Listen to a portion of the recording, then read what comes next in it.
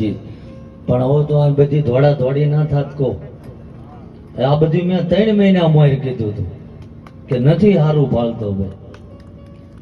એટલે બની ગયેલું તો કદાચ કહેતા હશે, અને ઘણાય આ પરિવારના સદસ્યો દાદા હારે જોડાયેલા છે. શું ઘટતું હતું અને શું આ કળની દેવીએ મારા ઠાકરે પાર પાડ્યું છે એ ગોવિંદભાઈ એ જાણે છે ને હું જાણું. એક એકને ગણાવવાના બે આવ્યા, અને ગણાવવા બેહું જ. હું રાજપૂતનો દીકરો ના કહેવાય, પણ નથી ખબર, નતું જાણતા.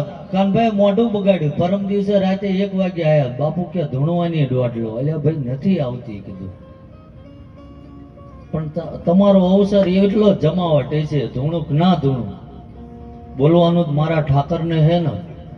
પણ નતા જાણતા, નથી ખબર. આ કળને આંટી પડેલી હતી. મઢે જે તો ગોવિંદભા પ્રમાણ આપી દીધા છે.